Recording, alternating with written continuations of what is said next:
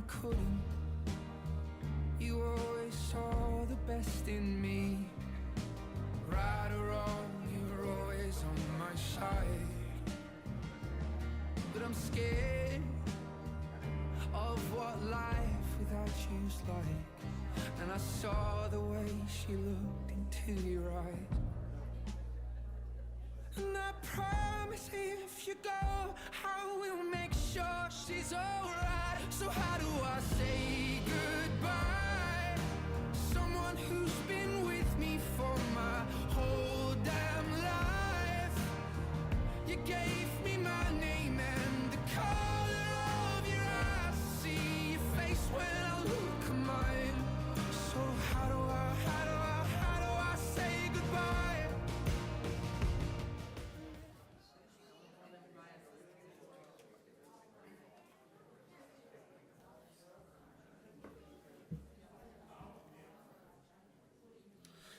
Good afternoon, and welcome to the service for a very gracious and beautiful person. We know him as Limo Joe, and I'm honored to be here today. My name is Rob Anderson, and I've known Joe since I was a teenager. And I'm telling you, one of the best parts of my life is knowing this gentleman.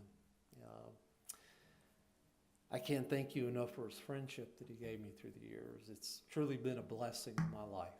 And there's so much that we can say about Limo Joe because he's such a fantastic man. And I think we're going to touch a little bit on that today. And we're going to remember Joe the best way we can remember him. And that was the outstanding man he was. It was probably 1985. I was about 10 years old, and I was a kid growing up in the 80s, so, you know, the decade of excess. And when you saw a limousine, especially in this area, Roanoke, Virginia, I mean, you couldn't help but just, you know. And I'll never forget, my mom was an organist, and she played for funerals and weddings, and there was a restaurant right over here on Airport Road called La Maison. In a gorgeous old mansion, and that's where you went to spend special occasions and such. And my mom had taken me with her that day to play for this wedding. And I happened to walk outside after the reception, and I look, and here comes this big gray Cadillac limousine. And it was gorgeous. It was a smoke gray color. It was probably an 87 Fleetwood. For most of you all, you know what a Cadillac Fleetwood was. It was stretched about 6 feet in the middle, and it had a beautiful white interior. And for that 10-year-old boy, I was just in awe. And Limo Joe comes out, and he's got on a gray suit, he's got a white shirt, and a black tie. Not only did he have that, he had white gloves on. And of course, back then, he had a full head of dark hair. And he saw how excited I was, and he says, "Come on over here." So I go on over, he shows me the limousine, he opens the door on the back, and he lets me sit inside. And from that minute on, my dream was fulfilled with limousines. Throughout my life, I've had a limousine service. Joe and I have been friends. It's just been a bond that is just hard to describe. It's been a bond that is so unique because we shared the same passion that you just don't really find. You're really lucky to come across that. And so that's what I'm starting off by saying is Joe has been a blessing in my life for the things we shared together. And it's just been so unique. As time went on, I went to work in a family business here in Roanoke. I was with him for 14 years. And one day I was driving down a back street in Benton, Virginia, and I come across an apartment that had a silver Lincoln limo sitting outside. And at that time, I'm 24 years old. And if I remember correctly, it had a for sale sign on it. And I stopped, and I go knock on the door of this apartment, and it's Limo Joe, the guy I saw when I was a teenager. And so we kind of reminisce. He's like, "Yeah, I remember you. Yeah." So my first limousine that I ever bought was from Limo Joe. And matter of fact, it's the gray one pictured there, the 88. It's a gray boxy model.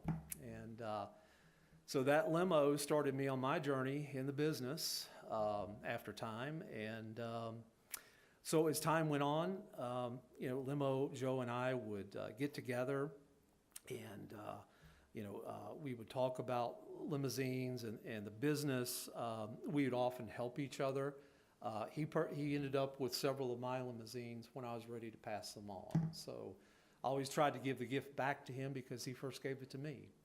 And I knew how much limos meant to Joe and how much he loved them. And like me, they're a unique item. They really are. So as time went on, Joe and I would work on limousines together. He would call me up. As a matter of fact, he would show up at my house, and he'd just not even call. He'd be like, I'm outside in the driveway. And I'd walk out, and he'd have a cup of coffee in his hand, and he would often say, what do you want to work on today, buddy? And those types of friendships are hard to find. And I think the family, I thank you all for him coming around, spending time with me, and enhancing my life, and just really unique. And Joe was such an amazing man, a man of character, a man of dignity. He was always polite. He was courteous. He would do anything for anybody, and never ask for anything in return. And to find someone like that in your life is very rare, very rare. And so again, I appreciate the everything that he's done for me. Joe, thank you for opening the back door on that limousine that day when I was a teenager and letting me look inside, because you kind of inspired a dream that I had, and it came to fruition. And just your friendship throughout the years, just being there. And it wouldn't also be about limousines. If I needed help chopping down a tree, Joe would come, He would come and he would help me. And I loved his knowledge on things. Joe was very smart. He knew how to do things and do them easy and do them easier. So it was less work on yourself. And but again, to bring it all together, I just can't thank him enough for everything he's done. And it's just it's a blessing. It's a blessing that that you find people like that in your life. And he was always willing to lend a good hand, and always just imagining him behind the wheel of a limo when he drove for me. Even I didn't have to second guess anything. I knew he knew what to do. I knew that he knew how to do it well. And I just simply say, Joe, here you go, And that's, because he was a professional at what he did. And I loved how serious he took it. He would always dress the part. He would go the extra mile for anybody he drove. Something so rare. And that's why you see all the autographs with famous people, because Joe knew what he was doing. He was good at it. And it's just a great thing. And for him, limousines were a passion, and that's why, if I had a problem, I'd say, hey, Joe, one of my fans in the back isn't working, or I need help with this, and he would be there, and we'd figure it out. And we'd troubleshoot things, and we would get things together that need to be done. And he was just so amazing in that aspect. Let's see here.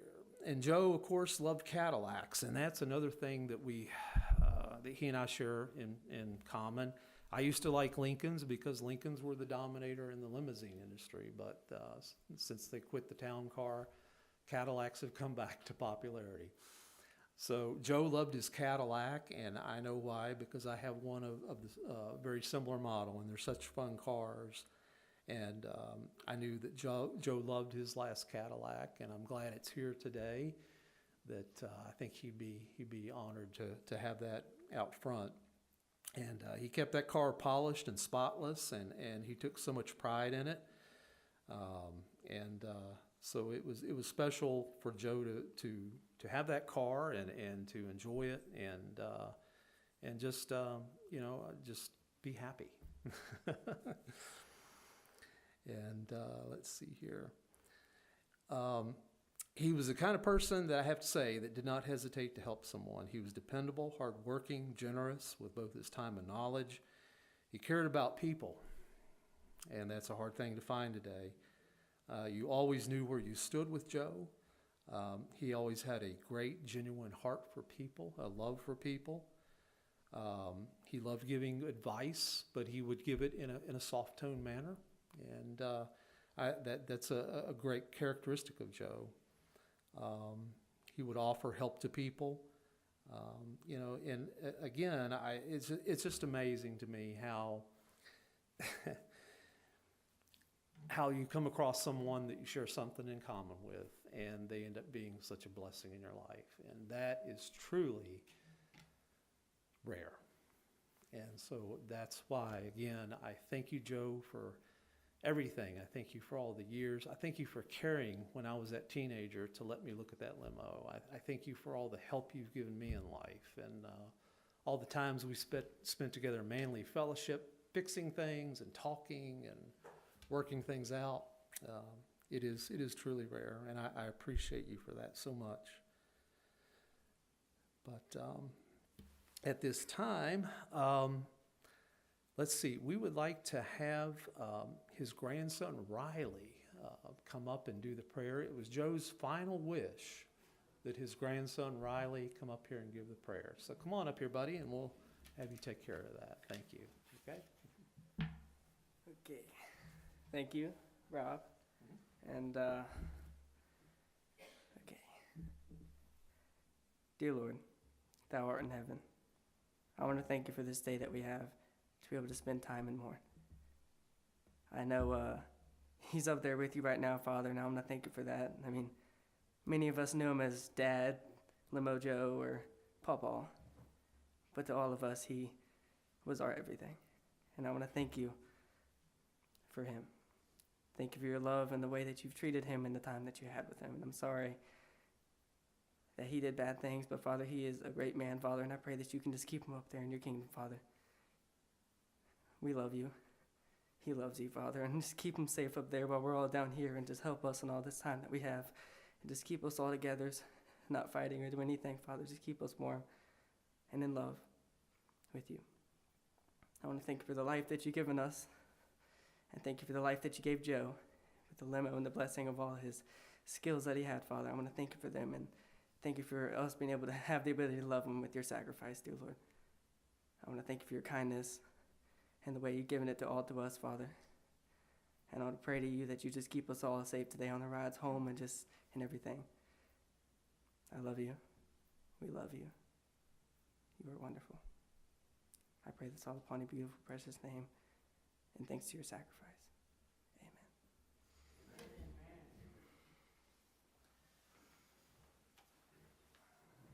Thank you, Riley, for that.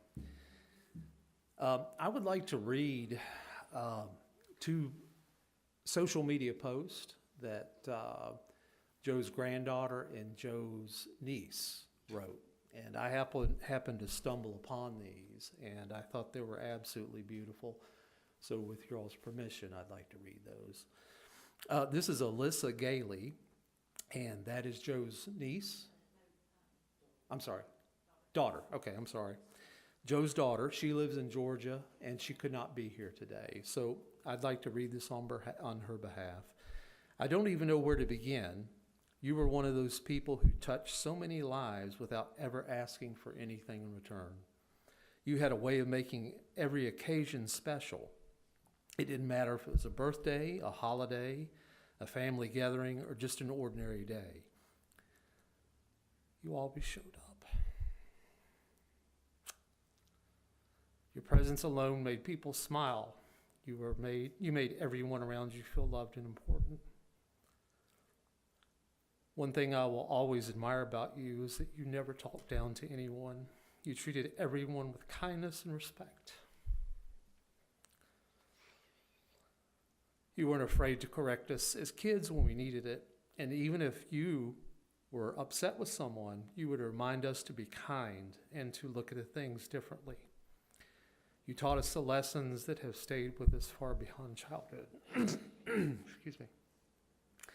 I don't think I ever told you how much those moments meant to me or how much I looked up to you. Thank you for loving us, believing in us, and always being there. The world is a little dimmer without you in it, but heaven is so much brighter. I find a comfort in knowing you're no longer suffering and that you will finally be at peace with God. You will be missed more than words can ever express, but your love, your wisdom, and your example you set will live on with all of us. I love you, and until we meet again, carry your memory in my heart forever. Okay, and this is from Brandy, who is Joe's granddaughter, and I would love to read this because she wrote this, and it is absolutely beautiful. So with your permission, I would like to read this. It is profound love and great sadness that I announced my beloved grandpa, died last night. He joined our Lord and Savior after enduring a battle with cancer. I am fortunate to have been with him in his final moments, but it's moments we spent since I was born that I will hold on tightly to and cherish forever. My grandpa Joe was known to many as Limo Joe, and many people knew him around the Roanoke Valley. So if you knew him and have some stories to share, we would all love to hear from them. Behind the wheel, he would safely guide through the winding streets with a velvet ride. Sharp suit on and the door held open wide. With patience and professionalism side by side. The city lights and the rainy weather, though Papaw brought the journey all together. So here's a hearty cheer to the best chauffeur of all the years. My heart aches so bad to know that the days of us getting together to go to eat, to go out for just a good ride, or the stories he would share on places we would visit are now just going to be imagined in my mind. I know one day our time will come as well for us to all join him in a new place and time, but right now I feel like I am dying inside without him by our side. He was a proud native of the Oneida tribe of Wisconsin, and I know he is still with us 1,000 winds that blow. Give me just 1 second here.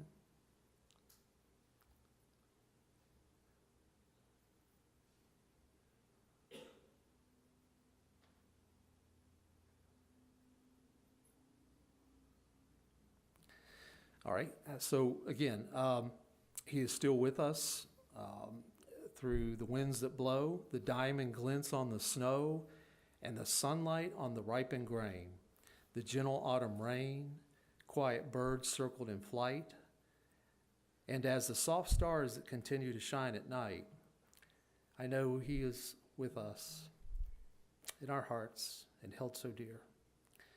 The end of the trail was just here. Love you, Papa, to the moon and the stars and far beyond. I think that says a lot. At this time, we'd like to have Brandy come on up and share.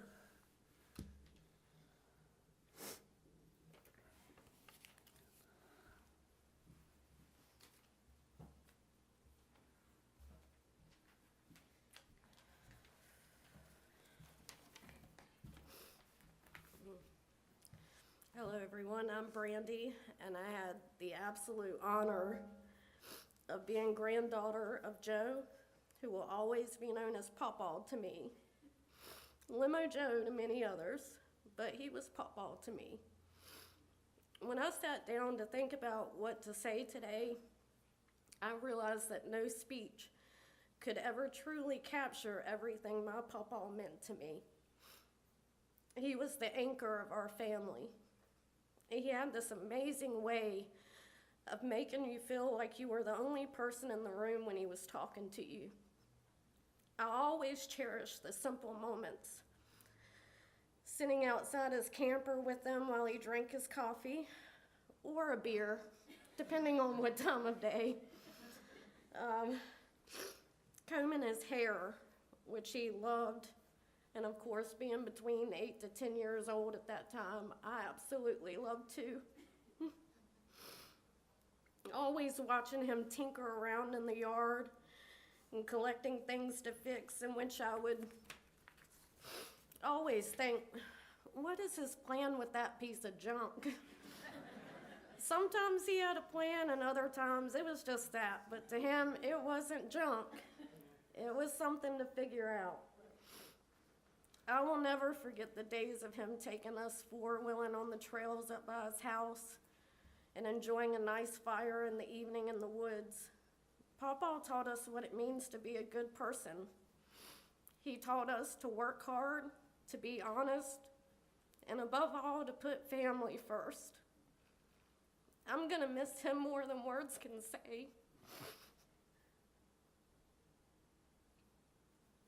But whenever I watch the sunset, or go out to the lake, or drive past his house, I know I'll be thinking of him every day, always and forever until we meet again. Thank you, Papa, for a lifetime of love and beautiful memories. You will forever be in our hearts, and I love you.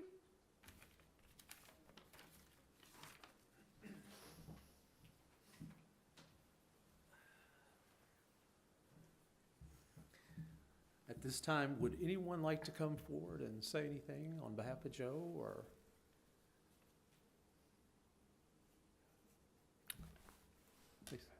Please come up. Okay. Hi, my name is Mark Wilner, and my wife Lynn and I, we met Limo Joe in the year 2008 here in Roanoke. And we have an antique 1947 Rolls Royce, and it's pictured over there in a couple places. And Joe became a dear, dear friend of my wife and I, and my family and I.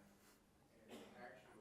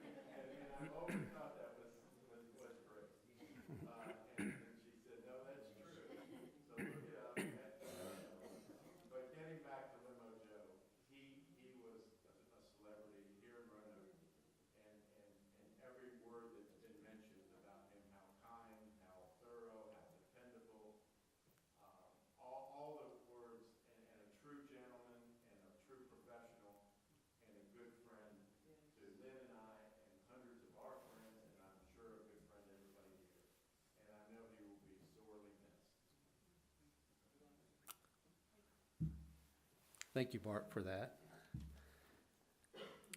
I think at this time, we're going to go ahead and include, Joe was an Oneida Indian, and the Monacan National Tribe is here today to represent in place of the Oneida, which we are so glad to have them here. So I'm going to go ahead and turn this over to them, and okay.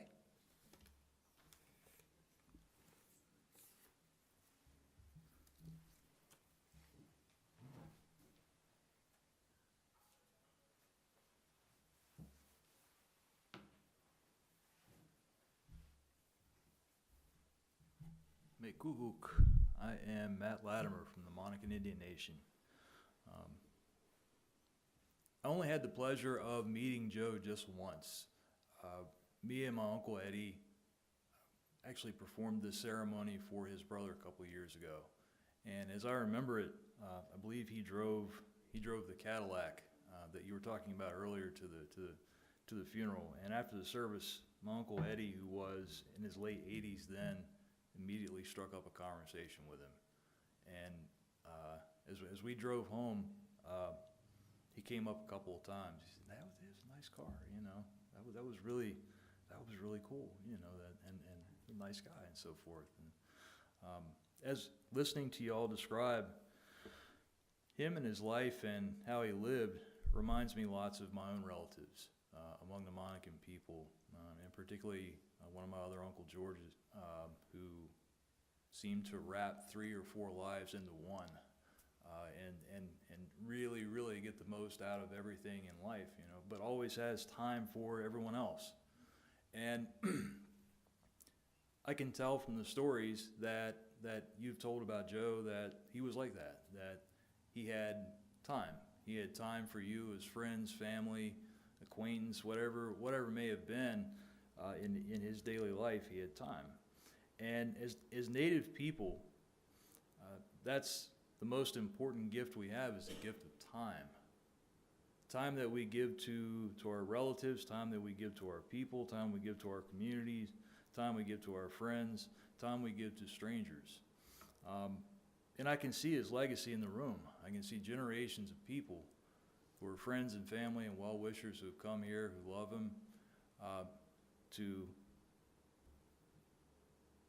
I don't want to say goodbye, because in Native ways, we don't say goodbye. We don't have any word for that idea. It doesn't live for us. So the closest thing that we have from my people is Tokshaki. It just means, I'll see you later. I'll see you at the end of my day. I'll see you when I'm finished here. I'll see you when I get to where you already are, and we can sit down and talk again, share stories and laugh.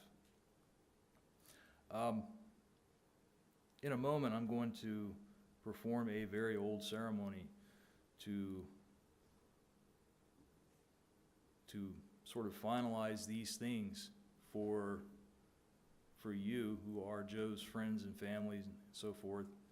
I would like to say,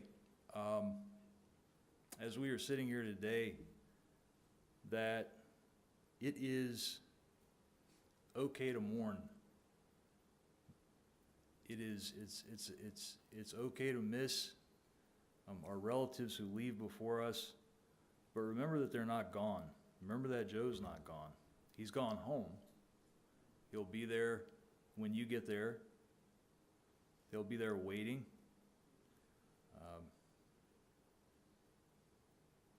Maybe he'll be waiting with his limo or his Cadillac. I have no idea. I have no idea how that works, you know. But I imagine it as I listen to the stories today. I would also say, give each other the gift of time. So, in the weeks, or days and weeks and months and years coming,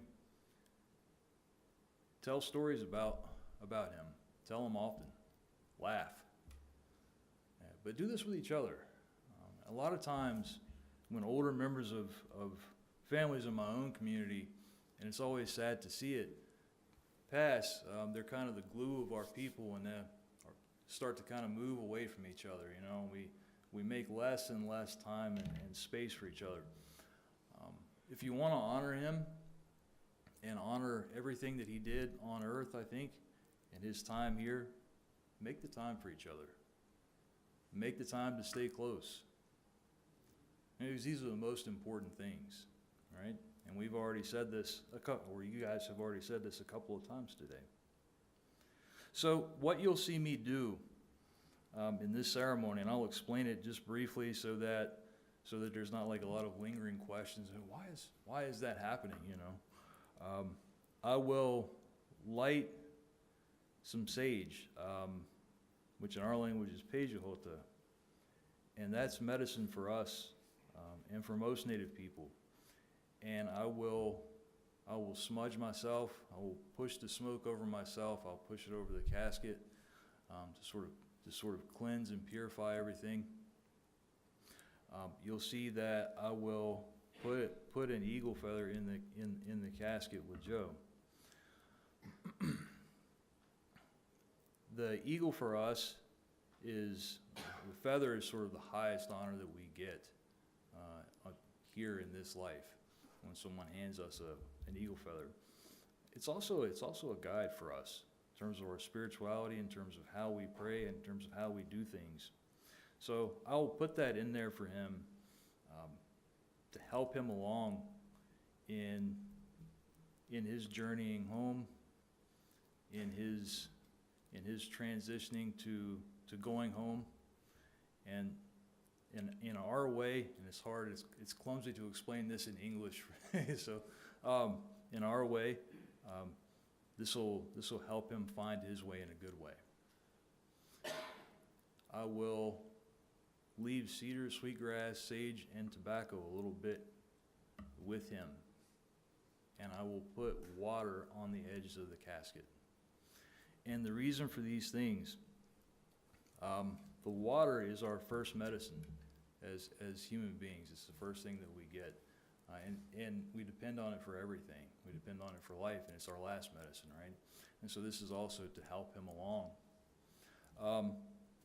You'll see me pray with a pipe briefly, and then I will make time if, excuse me, if any of you would like to smudge and purify yourselves with that sage after that ceremony. Anybody can do that. It's a way to sort of wash off, for lack of a better way of saying that, a bit of your grief, to ask the Creator to cleanse you, purify you, to help you start a new way of thinking about things, about your grief, about your life, about whatever the case may be. I'd also like to say to you, I know that Linda had told me, his daughter Linda, when she contacted the Monacan Nation, that Joe was really proud of being an Oneida. So if you're Joe's family, if you're his kids, his grandkids, his great-grandkids, you're Oneidas. That's your people. So don't lose that. And if you want to honor this man and honor all the things that he did, the people he touched and all of that, keep that. Learn something about it. Learn some things of your language. Learn some things of your people. Go home and visit. Right? Because this is a huge part of who he was, and it was a gift from him to you. And the Creator intended it that way, or it wouldn't be that way. Oh, Alewa, thank you.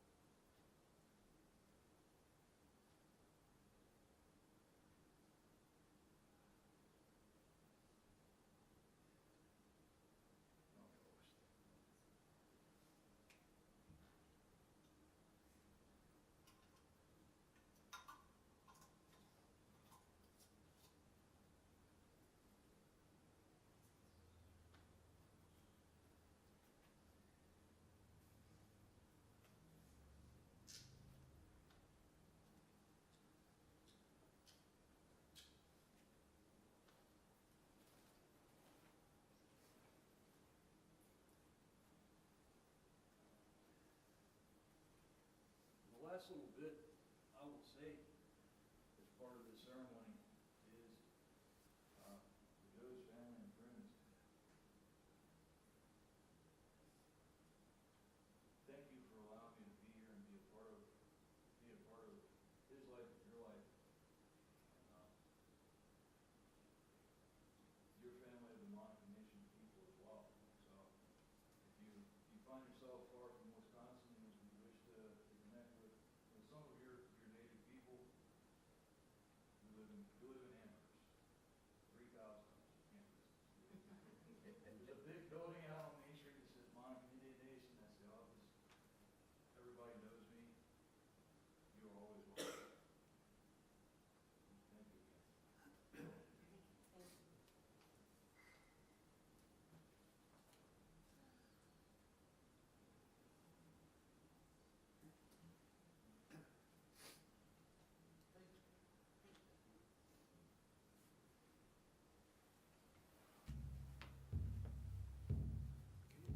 This time around.